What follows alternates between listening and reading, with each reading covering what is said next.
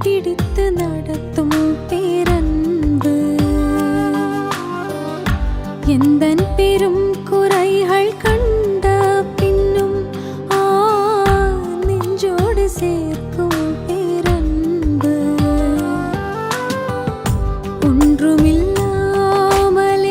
நின்ற என்னை கைபிடித்து நடத்தும் பேரன்பு எந்தன் பெரும் குறைகள் கண்ட பின்னும் நெஞ்சோடு சேர்க்கும் பேரன்பு இந்த நல்ல தெய்வத்துக்கு நான் என்ன செய்து நன்றி சொல்லுவேன் எந்தன் நற்ப ஜீவியத்தை நான் உந்தன் முன்னே சமர்ப்பிக்கலாம்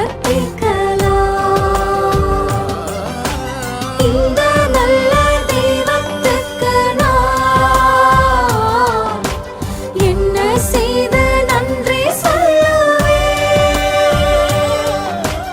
எந்தன் நற்ப ஜீவியத்தை நான் உந்தன் முன்னே சமர்ப்பிக்கலாம்.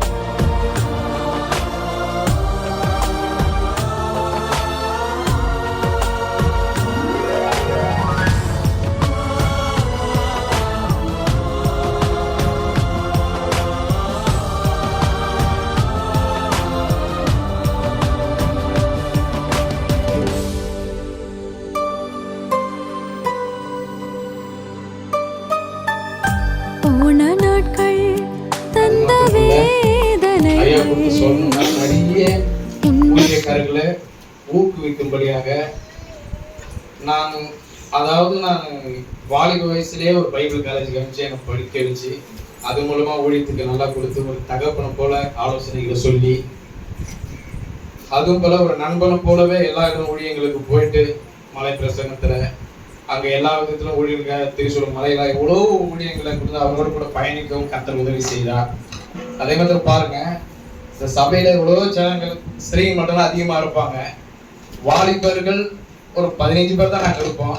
அந்த 15 பேர்லயே நிறைய ஊழியக்காரங்களை இப்ப நான் ஒரு கிராமத்துக்கு போய் ஊழியத்தை பண்ணேன். எனக்கு ஒரு கிளை சபையை நியமித்து கொடுத்திருக்கிறாரு.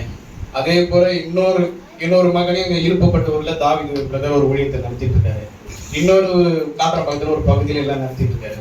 மற்ற இடத்துல இந்த சுத்தோட்டத்துல பார்க்கும்போது அழைய பொறுத்து போகும்போது எனக்கு பெருமிதம் கொள்கிறேன். ஏன்னு சொன்னா அந்தந்த காலகட்டத்துல யார் வந்து உடனே ஒரு ஊழியக்காரனோட போஸ்டிங் கொடுத்து அவருக்கு இடத்துல ஒரு ஊழியத்துக்கு ஒரு கிராமத்தை கொடுக்கறதுக்கு நல்லா இருக்கும்.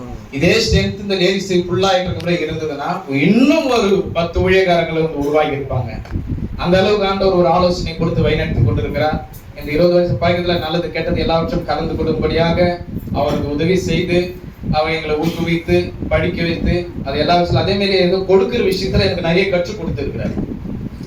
அது 40வது பிறந்த நாள்ல 40 ஊழியக்காரங்களை கூப்பிட்டு சப்பாரி கொடுக்கறது அப்படிப்பட்ட ஊழியங்களை அவர் நான் நடத்திருந்தாரு. இப்ப எனக்கு என்னன்னா எனக்கு அப்படிப்பட்ட ஊக்குவித்து என்ன பண்ண நீ அந்த மாதிரி செய்ய உங்களுக்கு எத்தனை வயசு கிடையாது? 38 வயசு சாமே இன்னும் 2 வருஷம் இருக்குது. இந்த 2 வருஷத்துல நீ என்ன பண்ணணும்? 40 ஊழியக்காரருக்கு அதே மாதிரி ஊழியக்காரர்களை கனப்படுத்தும்படி ஒரு காரியத்தை நீங்க நடத்தணும் அப்படின்னு சொல்லு. சரி ஐயா, அதே மாதிரி பிரமாதம் நல்லா பண்ணிடணும். அதாவது நம்ம வந்து கொண்டாடுறது நம்முடைய புகழ்ச்சிக்காக இல்ல, இது ஒரு அடையாளமாக தேவனுடைய நாமத்தை மையப்படுத்தும். அதற்காக ஏற்படுத்துகின்ற கூட்டம் தான். அதற்காக ஒரு முயற்சி எடுத்து அவரால் ஊழியக்காரர்கள் என்ன வேணாலும் செய்வார். அப்படிப்பட்ட தாகம் கொண்டவர் தான். அதை எங்களுக்கும் கற்றுக் கொடுத்திருக்கிறாரு. அது போல நாங்கள் எல்லாவற்றையும் அதை கொடுக்கும் போது என்ன பண்ணுவோம்னா ஒரு காரியத்தை எதனா செய்யணும்னா ஊழிய விசுவாசிங்க மேல அதிகமா இதை செய்யும் அது செய்யணும் மனசுல ஐயா எல்லாருக்கிட்டும் விசுவாசிங்களே சொல்லிடுறாரு. சொல்லிட்டு எல்லாருக்கும் அதே இது பண்றாரு. ஆனா கடவுள் கொடுக்குதான் ஆசீர்வாதம்ன்றது அப்புறம் தான் தெரிஞ்சுக்கிறாங்க. அது மாத்திரம் எங்களை ஊக்குவிக்கிறதுனால அவரு கையை பிடிச்சி வச்சுக்கிறவர் இல்லை. அவர் தாராள மனசு ஊழியத்துக்காக கொடுக்கறதுல இறங்கி எல்லாவற்றையும் செய்வாரு. எங்க ஊழியத்தை கூட தாங்கிறதுக்கான காரியம் வருஷத்துக்கு எது மாதிரி ஒரு டூருக்கு போறதுக்கு கூட அதுக்கு ஒரு காணிக்க எல்லாவற்றையும் தாங்கி நிறைவாய் நடத்துகிற ஊழியக்கார கடவுள் பார்வையில நான் பார்க்கிறேன். கர்த்தர் இந்த பிறந்த நாளை ஆசீர்வதிப்பதற்காக அவர் திட்டம் பண்ண திட்டங்கள் நாமத்துக்கு மகிமை உண்டாவதாக. உங்கள் யாவரையும் இயேசு கிறிஸ்து நாமத்தினால அன்போடு வாழ்த்துகிறேன், வரவேற்கிறேன்.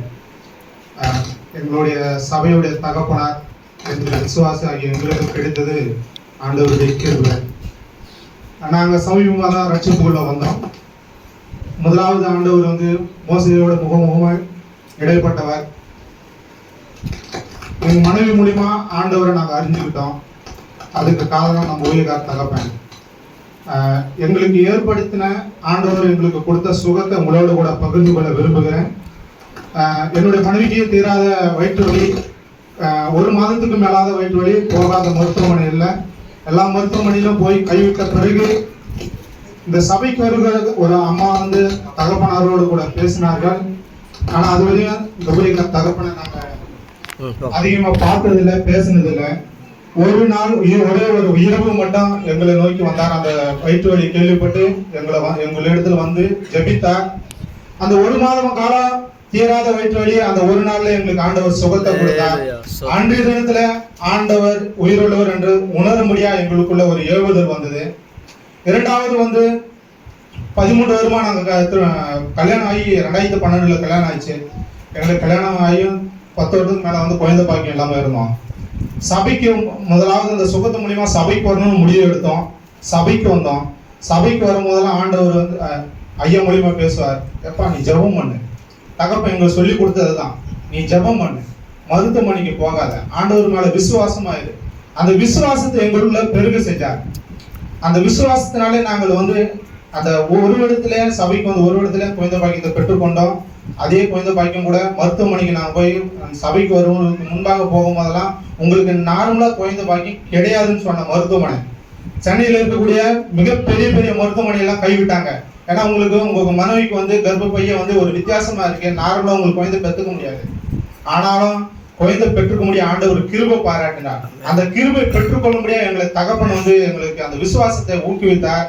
ஜெபிக்க முடியாது அந்த ஜப ஆய்வு வந்து அதிகமா எங்களுக்குள்ள உருவாக்கினார். ஐயா மட்டும் இல்லையானா நாங்கெல்லாம் பாவத்துக்கு தான் அடிமையா இருந்திருப்போம். ஏன்றது பார்த்தீங்கன்னா ஒரு நாள் மட்டும் ஜபம் இல்லாம வாரம் முழுக்கும் ஜபத்துல வந்து நடத்தக்கூடிய சபை காரியங்களும் சரி வீட்லயும் சரி அதிகமா அந்த ஜப வாய்க்கு எங்களுக்குள்ள வந்து ஊக்குவித்தார். வசனத்தை மாத்திரம் வாசித்து மேல ஊழியக்காரை கர்த்தருடைய நாமத்தினாலே வாழ்த்த முடியாது. சங்கீதம் 91:4 அவர் தமது சிறகுகளாலே மூடுவார், உன்னை மூடுவார், அவர் சட்டையின் கீழே அடைக்கலம் போவார், அவருடைய சக்தி உனக்கு பரிசுவிக்க இடமா இருக்கும் என்று கர்த்தருடைய வசனத்தின் பிரகாரம் அவரை தெய்வ தாமே ஆசீர்வதிப்பாராக. அவருடைய சக்தியுமே அவரை நடத்தி வருகிறது.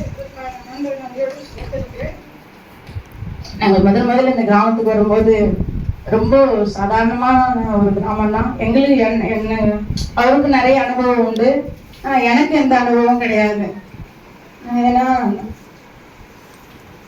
நான் ஒரு விசுவாசியோட வந்து அவரை மேரேஜ் பண்ணிக்கிட்டு, ஆனாலும் அவர் நிச்சயமா எனக்கு ஒரு தகப்பனா, எனக்கு ஒரு நல்ல ஆவிக்குரிய தகப்பனா அவர் என்னை ஊழியத்துல எடுத்து பயன்படுத்தினாரு.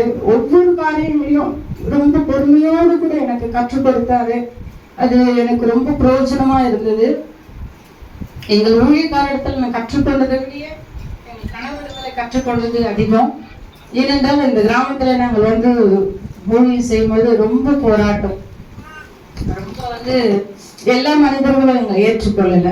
நிறைய பிரச்சனைகள், நிறைய போராட்டங்கள், எங்களுடைய பர்சனல் வாழ்க்கையிலும் நிறைய போராட்டங்கள், பிரச்சனைகள். ஆனாலும் அது மத்தியிலும் தேவன் எங்களை அற்புதமா, நாங்கள் எப்பெல்லாம் விருந்து போகிறோமோ, எப்பெல்லாம் எங்களால சோர்ந்து போய் எங்களால இது முடியாது அப்படின்னு நினைக்கிறோமோ, அப்பெல்லாம் தேவன் எங்களை அருமையா கைகளை கொடுத்து எங்களை தூக்கி எங்களை நடத்தி வருகிறார். அதற்காக நான் தேவனை நன்றியோடு கூட ஸ்தோத்திரிக்கிறேன். இந்த கிராமத்துல நான் விசிட்டிங் வரும்போதெல்லாம் சொல்லுவாங்க, அருமையான நிறைய ஜென்ஸ் எல்லாம் சொல்லுவாங்க, அம்மா நீங்க வந்து ரொம்ப ஈஸியா எங்க கிராமத்துக்குள்ள வந்துடுறீங்க, அதுக்கு முன்னால இந்த கிராமத்துக்குள்ளலாம் யாருமே வர முடியாது, யாருன்னா இந்த கிராமத்துக்குள்ள வந்தாங்கன்னா நாங்க இங்க இருந்து அவங்கள துரத்தி கொண்டு போய் எடுத்துன்னு போய் தண்டலத்துல விட்டுட்டு வருவோம், இந்த கிராமத்துக்குள்ள நீங்க வரக்கூடாது அப்படின்னு சொல்லி. ஆனா இன்னைக்கு நீ விடுதலையோடு கூட எங்க குடும்பத்துக்குள்ள வரீங்க. நான் சொல்லுவேன், ஐயா இது எங்களுடைய காரியம் அல்ல, ஆண்டவர் உங்களை நேசிக்கிறாரு. வானத்துல இருக்கிற பூமியில இறங்கி வந்த தேவன் உங்களை நேசிக்கிறதுனாலே எங்கேயோ இருக்கிற நாங்க முகமுகமா உங்களை பார்க்காத நாங்கள் வந்து உங்களை பார்க்கும்படியா உங்களுக்காய் சுமிக்கும்படியா தேவன் எங்கள் மேல் உங்கள் மேல் வைத்த அந்த இரக்கத்தின் நிமித்தமா தான் நாங்கள் வருகிறோம். அதற்காக தான் ஆண்டவர் அழைத்திருக்கிறாருன்னு அந்த ஊழியத்தின் மத்தியில தேவன் எங்களை நடத்தி வந்தா.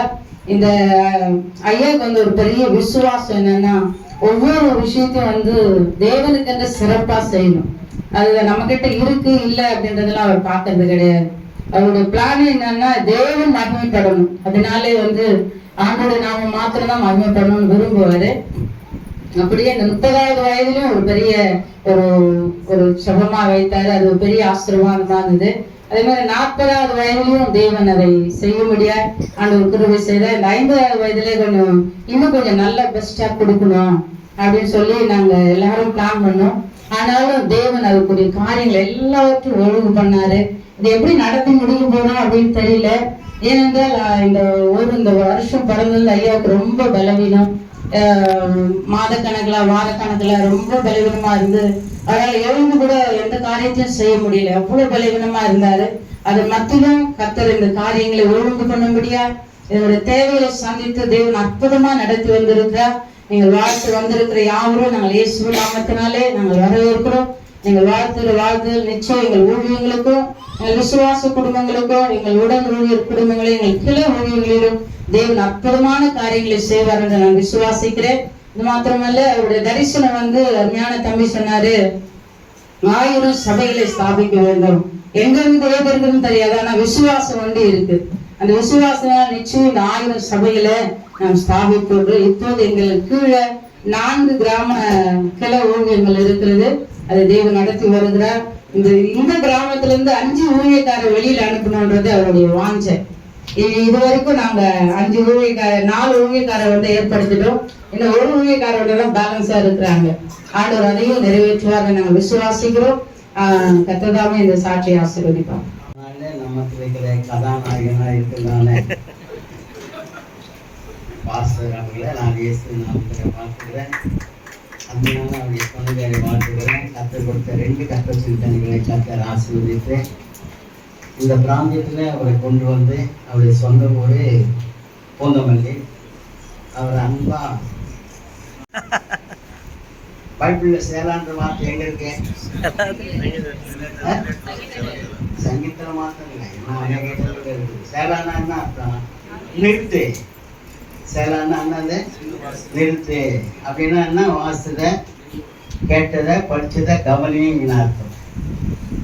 இப்போ அவரை நாம கவனிச்சோம் சாட்சிகள் மூலம்.